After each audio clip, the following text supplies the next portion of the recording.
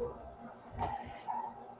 guys, what's up? I'm Sean Wayne and today, tara pag-usapan natin ang mga usaping pretty little baby, yung, yung little ginawa nilang Nepo baby. So talagang hindi na natin guys maitago, no? Yung galit ng mga netizens tungkol dito sa mga nangyayari.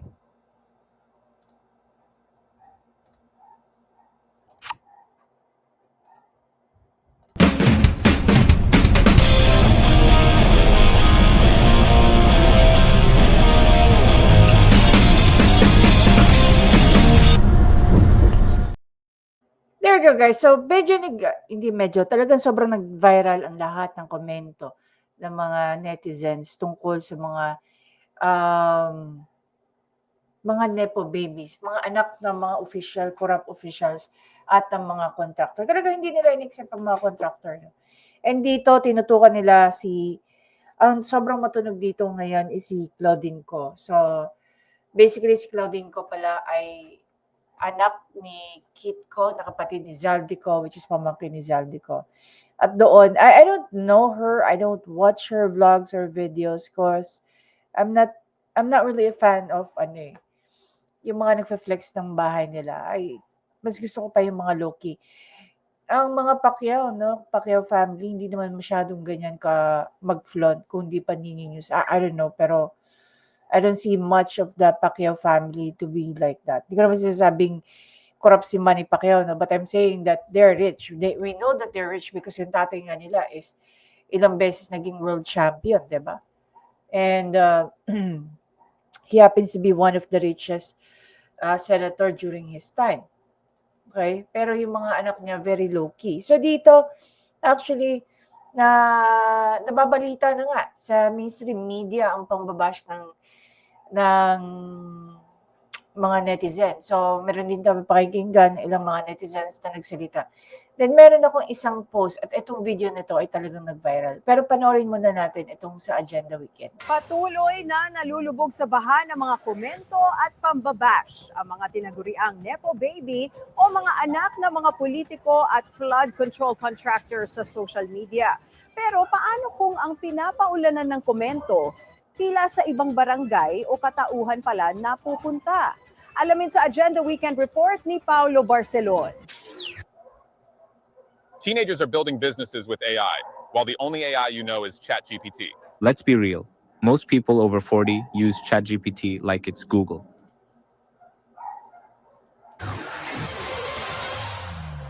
Ilang araw nang viral sa social media si Claudine Co. Siya ang anak ni dating Ako Bicol Party List Representative Christopher Co.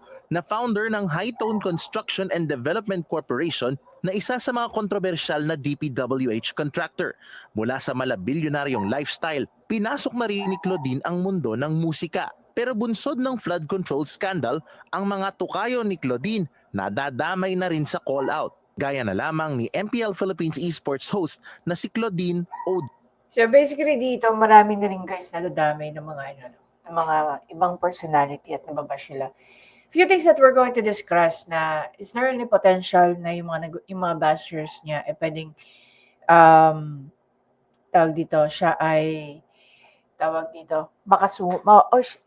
si Claudine Co mismo magkaso ng cyber libel tungkol sa mga sa lobby ng mga kababayan natin. Potentially, yes, there is. And ito ngayon diniscuss si Attorney Neil Abayon. But nevertheless, even before we get into that, even before we get into that, that's what I meant. Pakinggan natin itong naging comment ng isang content creator sa TikTok. Her name is Rasho Y. Trillo. No? Nakakatuwa yung kanyang kwento kasi meron daw siyang naging kaklase na anak ng isang public official na sinabihan siya na, so I owe you 50%. Kasi siya isang 50% scholar na ng isang international school. So pakinggan natin siya. Mas magandang marinig natin directly sa kanya. Hot topic right now are the children of corrupt government officials. And I remember I had a classmate. I came from a very privileged private school in the Philippines. And so he went up to me, and I was a scholar at the time, 50%. And he's like, hey, Rusia, I heard you're a 50% scholar. So does that mean I own 50% of you? And in my head, I'm like, my parents are honest taxpayers. Your dad, hypothetically, was a government official. Does that mean I own 100% of astronomical sense of entitlement? And it goes back to just their upbringing and how they're educated, because a lot of these kids end up going to college abroad, so they're never gonna take an EDSA revolution class. They're never gonna, study the political dynamics in the Philippines or patronage politics. And even if that was the case, they're not taking the majors in order to understand how detrimental their families have been to the Philippines and the Philippines development as a whole. Obviously, this is a case to case basis, but this is just a pattern I've observed. Obviously, there are some children of political officials who study in the Philippines and still don't care. And I remember when I was talking to this kid once, he was like, yeah, like I'm gonna take business in the US and then I'm gonna come back here. And like by the time I'm 40, I'll be a senator because I'm the heir.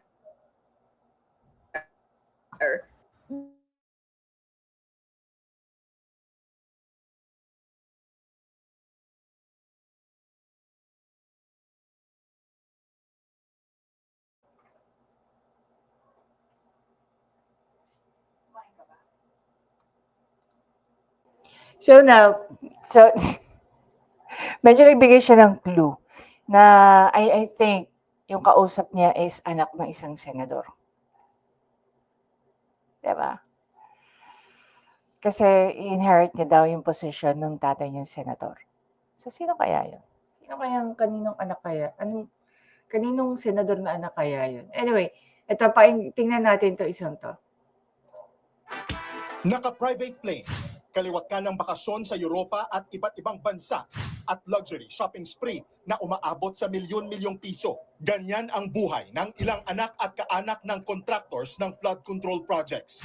Inungkat ng netizens ang marangyang pamumuhay nila habang ang maraming Pilipino paulit-ulit nalulubog sa baha. Ang content creator na ito, anak ng kontraktor na kabilang sa top 15 contractors na may pinakamaraming flood control project sa bansa. Tsuhin at kapatid niya, mga kongresista. Pinapakita niya sa kanyang vlogs at social media na deleted na ngayon ang travel abroad, pati ang outfits niya na milyon-milyong piso ang halaga. Ang suot niyang relo sa larawang ito, nagkakahalaga lang naman ng 2.5 million pesos. At ang bag, 2.3 million pesos. Pati boyfriend ng naturang content creator na yan, may koneksyon din sa kontraktor ng flood control projects. Anak siya ng isa sa mga kontraktor na may pinakamarami ring nakuhang flood control project. Naka-private plane, kaliwat ka ng bakasyon.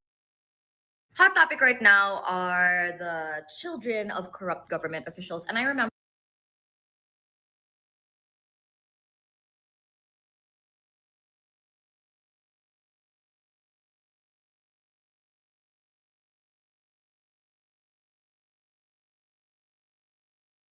When no more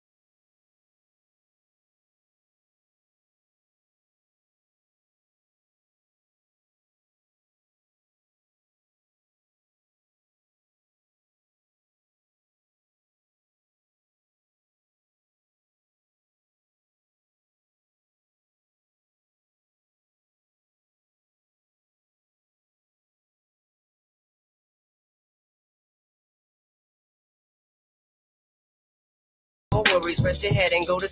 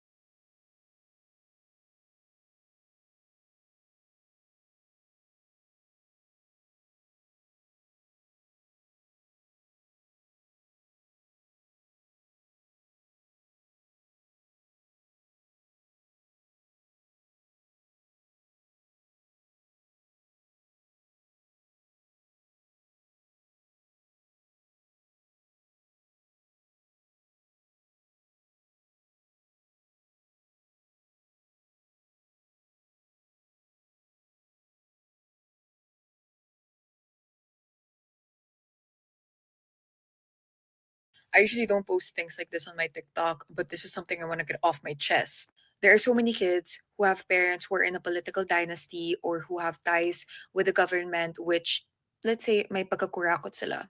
And then these kids openly flaunt their lavish lifestyles on TikTok, on Facebook, on Instagram, and even YouTube. They're gonna post their millions of different designer bags, their luxurious trips out of the country, and just their lavish lifestyle in general. But they don't care. They're aware that their money isn't clean, that their money comes from the Filipino people, and most importantly, their money comes from the taxpayers' money. But who cares, right? Basta nasusustain nila yung lavish lifestyle nila, diba? And sometimes it just annoys me because there's these kids still have a lot of supporters and that still condone what they're doing, and sometimes they even defend them. This is a gentle reminder that if you're part of those people, you're part of the problem. I usually don't post things like this on my TikTok, but this is something I want to get off my chest. There are so many kids.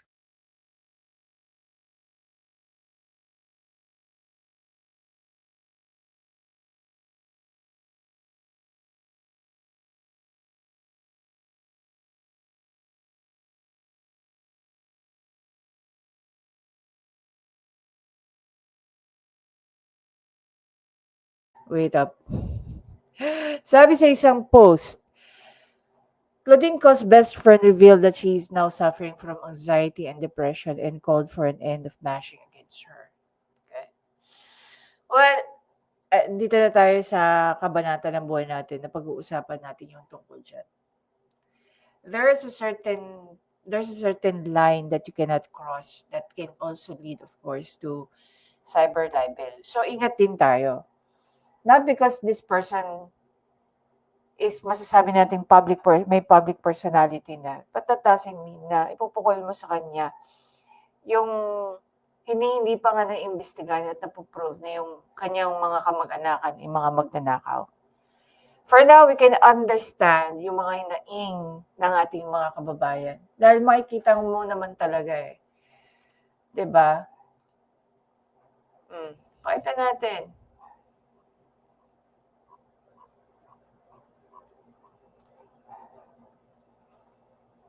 Oh, sino ba naman hindi magkakaroon ng galit sa ganyang kataas na baha? Kadibdib, halos dibdib na. Grabing baha ang inabot sa may Commonwealth yesterday in some part of Quezon City. Not the entire Quezon City, but Commonwealth is a very long stretch. No, maabot yan hanggang sa may Batasan. Pero kitang-kita mo yung baha na nangyari doon. At the same time, there are some parts of Mother Ignacia na binahari, nakitang-kita na ang daming videos ang kumalat na halos madubog na ang isang kotse. Halos gabubong na lang. No, it's a pickup truck. Diba nakakalungkot? While you're seeing those Nepo babies enjoying their lavish lifestyle na hindi nila alam kung saan kinuha ng pamilya nila yung pera na kanilang pinapakinabangan ngayon. Meron niya ako nakita isang video coming from Pinoy Extreme here on TikTok. Excuse me. Sabi ni Pinoy Extreme, hindi daw kasalanan ng mga anak ng mga kongresista o ng mga kontraktor yung yaman na meron sila. Diba? So why we let this offspring suffer? Parang ganyan. Ako, I partly agree with a Pinoy Extreme, but I partly agree as well. Kalahati ng opinion ko is nag-agree kay Pinoy Extreme, and half of it nag-agree sa maraming netizen. We cannot stop our netizen to air out or vent out yung kanilang saloobin tungkol sa mga nakikita nilang nangyayari. Diba? Imagine mo, milyong-milyong halaga ang ginagastos ng isang Nepo baby. I even saw that one video saying that meron 750 something. 759 or 95? 759 na halaga ng pagkain na kinain nila. 700 plus. We're not even sure if that is true or it's just a matter of nagyayabangan lang sila.